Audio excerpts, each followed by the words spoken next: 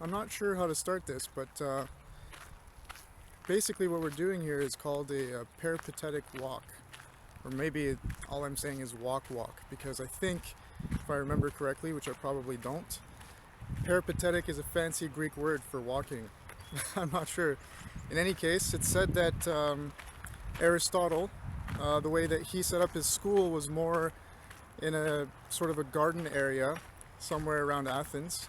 And that's how he liked to teach his students, by walking through nature and pointing out to things, describing what they're all about, what they mean, philosophizing, right? In a peripatetic way, in a way to walk.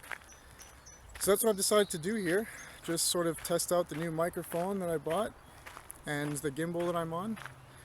And I'll be in Greece soon, the next couple months, doing a lot of this. So I figured why not test it out now, try it out, and just have a peripatetic walk with you guys, thinking about ideas, sharing emotions, I guess jumping into the world of monetizing some kind of, I don't know, online personality business. I don't know exactly what's going to happen or what that means, but this is what the future is all about, right? Speaking of the future, that's exactly why I felt it would be a good idea to do a sort of peripatetic Oh, look, there's a pheasant over there. Let me see if I can turn this around. Can I turn this around? Hold on. I don't know how to turn out this. I guess you can't. But hold on, I'll turn it around. Oh. Can you see the pheasants down there? I'm gonna back up. They're on the side.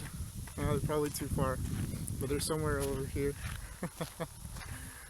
Yeah, lots of nature around here.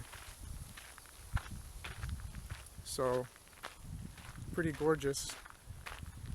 And what I was thinking about doing is just discussing the future when it comes to nature, because we don't really walk around in nature and think, wow, this is futuristic. But I think a lot of what's going to happen in the future is exactly that, is more and more nature being involved. Now, I'll give you an example. A lot of technologies are becoming more and more ubiquitous. That means everywhere without being seen, in a sense, right? It's just part of the environment almost. And if you look at where I am now, there's maybe a few houses in the distance that you can see behind me.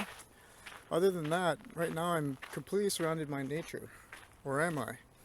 I mean, the road that I'm walking on, which is man-made, is a technology. We don't think of it as a technology anymore, so we might not think that technology is all around us, but it is.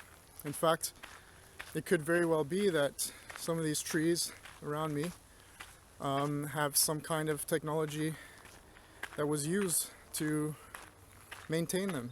We've genetically engineered a lot of plants, a lot of trees, so that they don't fall susceptible to diseases and bugs and so on.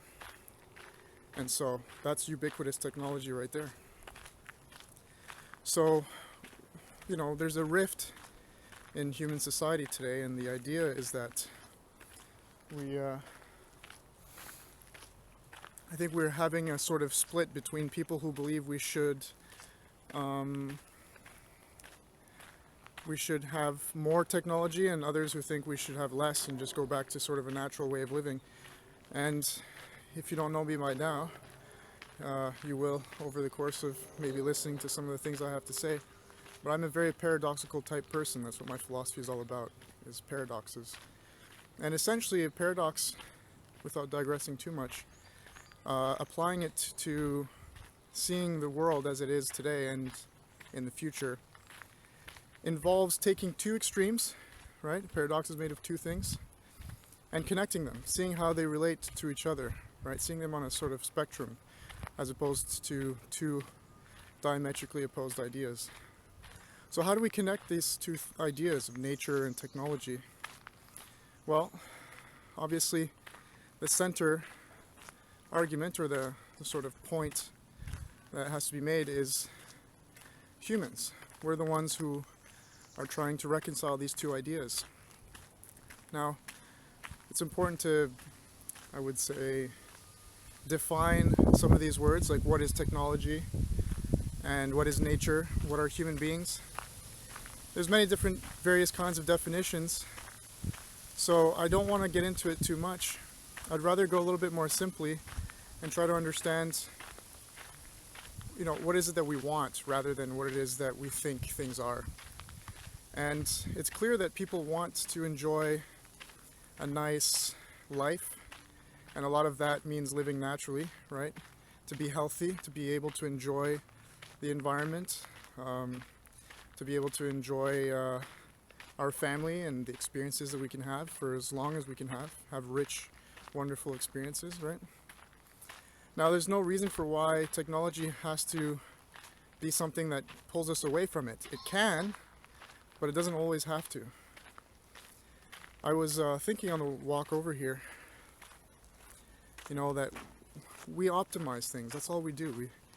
We're optimization machines. Technologies start off as big and bulky and kind of disruptive, We sort of take away some of the beautiful aspects of life. For example, instead of walking, we take cars everywhere now. I know people very close to me who will instead of walking from one store to another in the same parking lot, they'll take their car, which is kind of hilarious. In any case, that would be disruptive to our natural lives, right? As an example. And yet, having vehicles, having cars has allowed us to connect with people very far away from us, and it's allowed us to go and work and help people very quickly. Take ambulances, for example, So it's a technology that's greatly improved our lives as well. So I'm not a big fan of seeing any one thing from a fixed perspective. I like to see things in facets. And yet, it's not very convenient, right? You need to take your time to explain these facets, to understand them, and to accept them. But people are lazy in that sense, intellectually lazy. And it's not to say that people who aren't intellectually lazy are any better, because there's different types of laziness, different types of virtues. But I would say it's natural. It's how we operate. We can't understand everything. We can't, compute all the information out there in the universe. So naturally, we can't take too much time to understand all the different facets of one idea or of a value or something like that. So people stick to one side, right? Easier to do. Whatever suits their current predilections or predispositions, So, it's just the way it works. In any case, if we want to make it to the future, we can't think that way anymore. Trying to get used to looking at the camera here. It's kind of odd. And holding this gimbal. More difficult than people think. In any case, when it comes to the future, I think we always try to maintain the technological advances that we've come up with to maintain, accordingly, the quality of life of our lives. But how do we do it?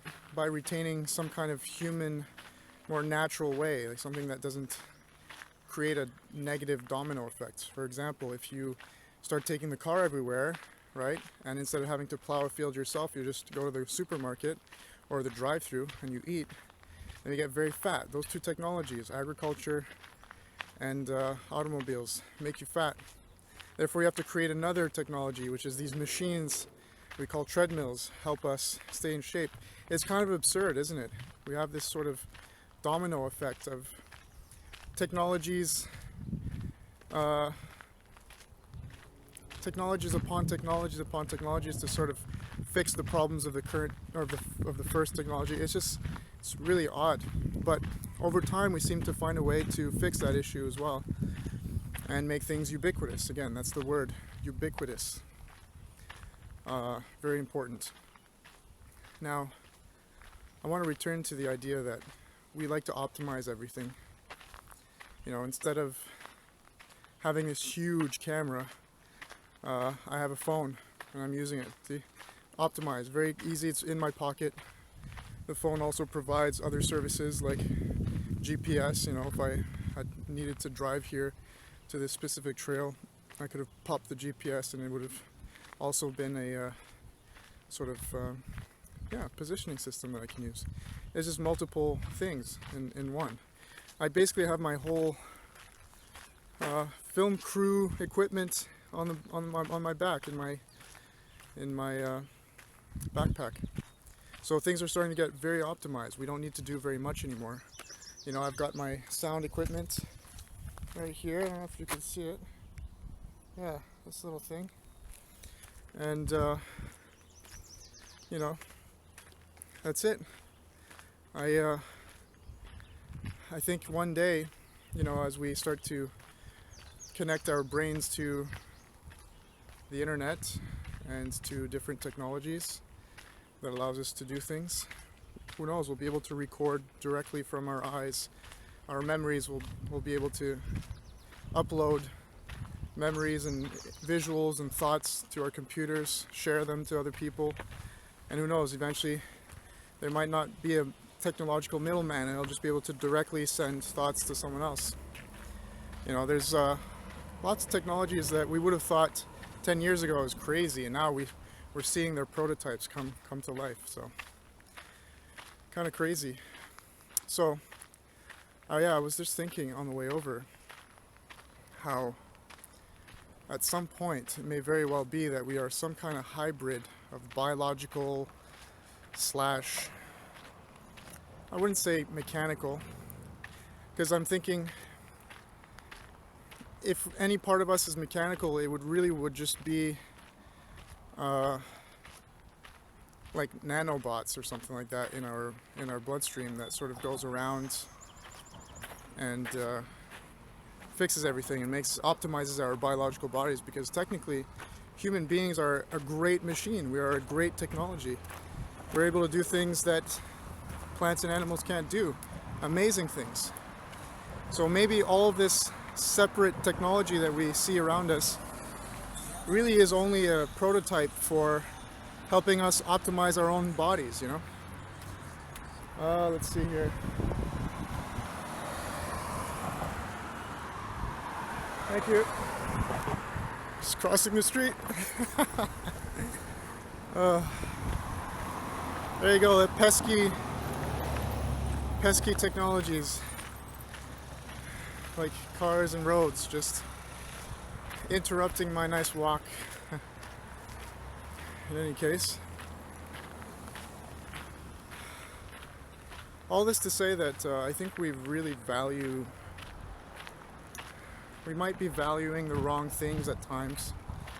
You know, not to say that you can't value technology or you should value nature more. It's not to say one or the other. It's just to say, what do we value at what specific time, you know? Keeping a balance is ultimately what allows us to live well, you know what I mean? We have no choice in today's world. So,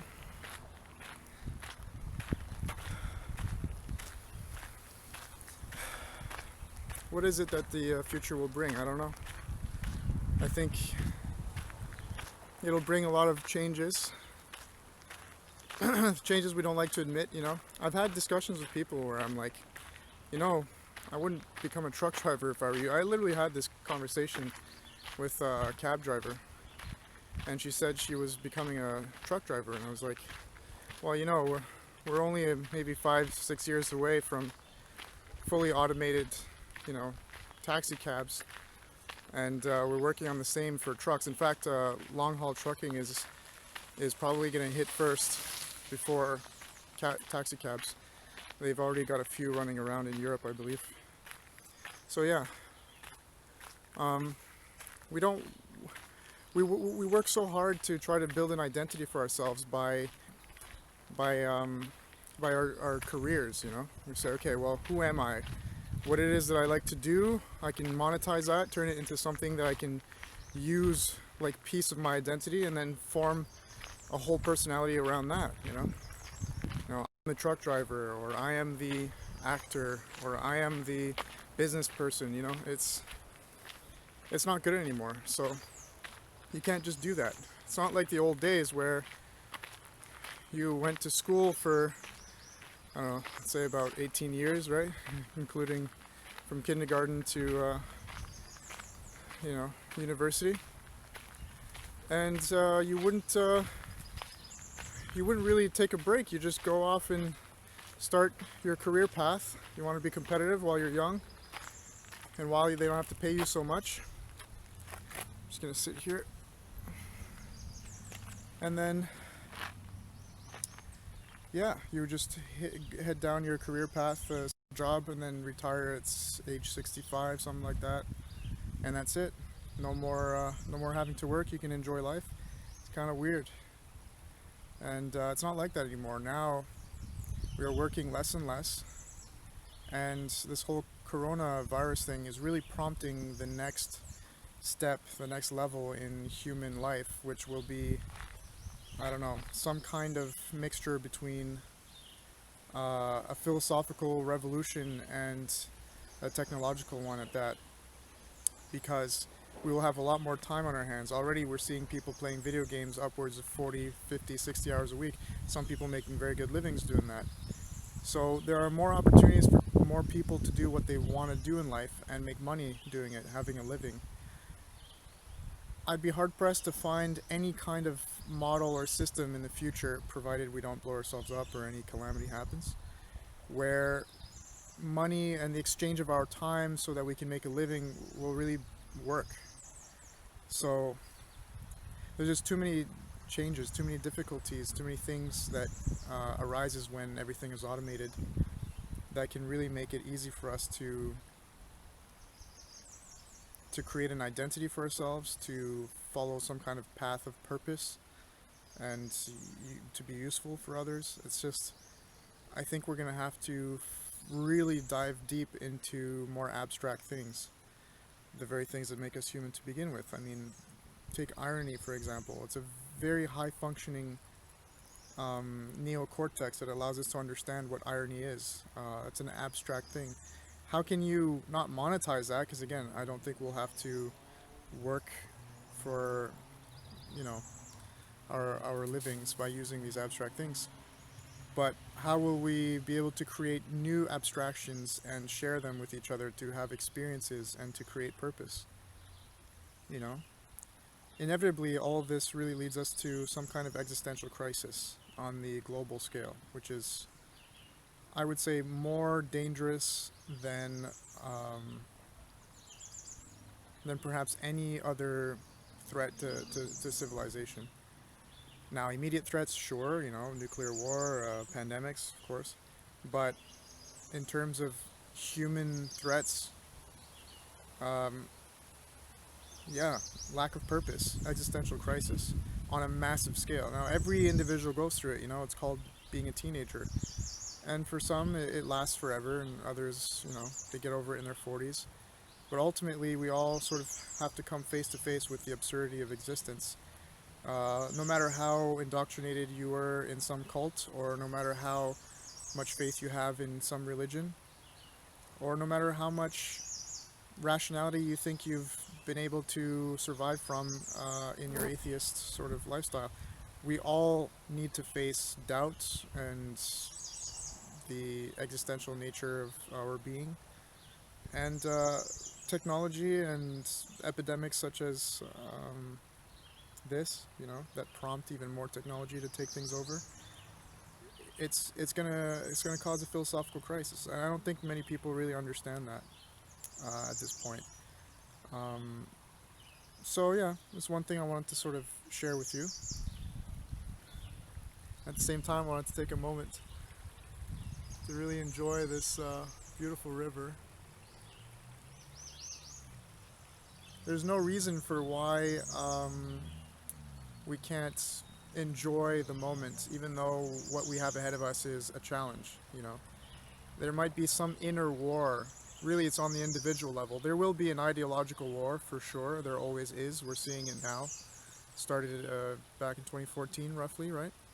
this whole political correctness versus racism type war, ideological warfare. It's gonna come to an end, I think, and soon it'll really be an inner war. Every individual will have to fight themselves. So, yeah, the point was I don't want it to be so drab and like it doesn't have to be something that's negative or that people have to freak out over or feel like it's some kind of apocalypse. You know, I think we are very lucky, and I know that might sound a little odd because it's like, really, we're lucky. You know, what about our ancestors who got to just live in the beautiful nature, you know, in a natural way? You got to eat the food off the ground and hunt the animals running around and sleep in the trees and all this kind of Avatar type fantasy worlds. Well, we did live through it back, you know, say 100,000 years ago as, what do you call it, hunter-gatherers. And ever since then, we've kind of enslaved ourselves with repetitive work and, you know, social kind of rules and all that stuff. But I still consider us to be extremely lucky because we are on a timeline that is exponentially quick. I think no other generations before us, so the last two and the following two, these maybe 3 or 4 generations, we were really lucky to see life as an exponential growth of change. You know, 400 years ago, you knew pretty much what life was going to be like 100, 200 years into the future because technology didn't change things very much. Sure, you know, wars change things, you know, maybe some environmental disasters change things, politics change a little bit, but roughly how we live our lives were going to be the same. Traditions, customs, the way we eat, the way we travel, everything sort of remained the same pretty much, slowly changed over time. And now technology is drastically changing how we do things on a decade by decade basis now, and it's going to get faster. It's going to be on a year by year. We're already starting to see every year major changes. So it's exciting. There's nothing more, you know, fearsome than change for us human beings, but fear is exciting. Fear is what gives us some kind of purpose to a degree, gives us, you know, something to really enjoy, like ride. It's an adventure. And there's no reason for why we can't really come together, try to see things in a paradoxical manner, because like I said, it's easy for us to look at things in a sort of binary pattern. It's either this or it's that, but ultimately it's both and everything in between. So technology, nature, and everything in between, these are things we have to contend with and connect and accept, understand, cooperate with, really sort of enjoy. And yeah, we get to be the lucky ones to see that happen. Out of the, I don't know, maybe 100 billion people that have lived in this universe, we must be, I don't know, a small handful of lucky human beings that get to perhaps maybe even become some kind of being that's able to enjoy the beauties of the universe that no other being has in the past. I mean, even couple hundred years ago, those human beings were very lucky to have been able to see very clearly some of the stars, some of the planets. They got to enjoy more beauty than their ancestors. And we today get to see the edge of our universe. We get to see cultures and religions and people and foods, customs, music, art from all over the world in the palm of our hands anytime we want. The whole of human knowledge, the history, it just goes on and on. We have access to everything that we've created and that we can experience on this planet. You know, nobody could do that 80 years ago. It's like, you know, you got to think about it for a second and really, really start to appreciate even the difficulties, even the fearsome unknown that some call the singularity. These are some of the terms that I'm throwing out there you should look up for yourself later on, but I try not to describe them too much on these peripatetic walks, because then I digress and there's no overall sort of arc to this whole speech. But ultimately, the singularity is just a point in time where we can't really predict the future anymore. We don't know what these technologies or these changes are going to bring about, like events. So yeah, but look it up. Interesting. Ray Kurzweil really talks about the singularity a lot. In any case, I really sort of just wanted to express how neutral I feel recently, and how much in awe I am of what's happening and how exciting it is. Scary, sure. Frustrating, definitely. But beautiful, most definitely, as well. So, yeah, I'm going to post this on my Philosophy Tutor page on Facebook and on my Mind of James podcast on YouTube, as well as on the Church of Logic podcast that I have. And yeah, it'd be nice to see people maybe discuss what they think or add to what I've said. In any case, it would be even cooler if we could have like a sort of discussion where you are. You know, share your experience, go for a walk. If anybody wants to know how I'm doing this, it's called the DJI Osmo Mobile 3, and that's like a really cool gimbal that's compatible with many phones, and it's only 130 to 170 depending on if you get the case with it. And yeah, it's just you pop it in your bag. It's super compact, and you can walk around like this. This is a little bit more expensive, but there's various kinds that you can get for cheap sound recorders. In any case, yeah, I'm just going to plug myself one more time. Philosophy Tutor, Church of Logic, and Mind of James. Mind of James is a podcast on a playlist within the Church of Logic channel on YouTube. That's where I really just sort of discuss my own things. There's no video. I kind of just talk, and it's more of like an, what's the word I'm looking for? Introspection. I just sort of let my mind wander for half an hour. Church of Logic, I usually discuss with Oliver Golt many philosophical topics, current events. Philosophy Tutor, I help people with philosophy, and it's kind of like an educational platform. And yeah, it's basically what I'm going to be doing, I think, sharing what I know, sharing perhaps what I'm able to do. Hold on, I'm just trying to turn here. Yeah. Just finding a new way to live, you know, finding a new way to express myself and enjoy the technologies and the things that life has to offer. You know, I'm going to be in Greece. I'll be making some an overall sort of introduction to philosophy. So if you've been interested before, or if there's something deep inside you sometimes that says, I really want to know more about this, or I want to express myself when it comes to this idea, or what else, then you might want to consider watching the video series I'll be making on Skillshare.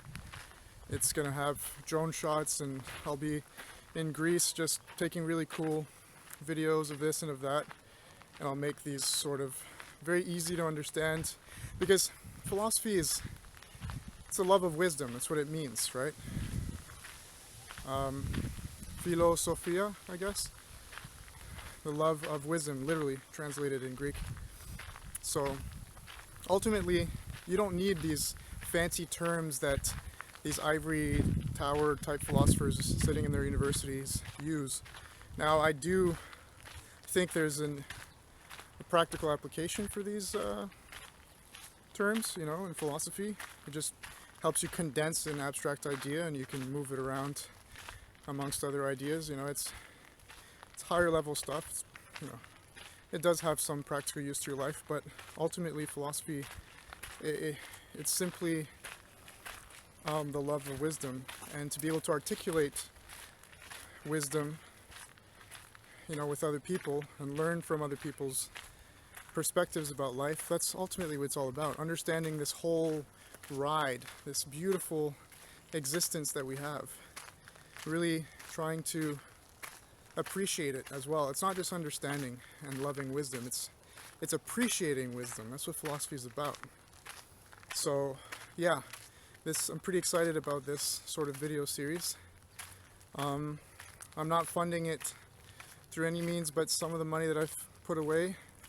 So I know it'll be a good quality for sure, but I don't know how much content I'll be able to put out because, again, I don't have very much money and I'll probably have to look for a job there and learn the language, but I'll still be doing these sort of simple videos so that if you really enjoy listening to new ideas or people's articulations about what's happening and what life is all about and all this kind of stuff, or you want to get involved, these are all things that I'm sort of providing. I don't like that word, but the kinds of things I want to share with people.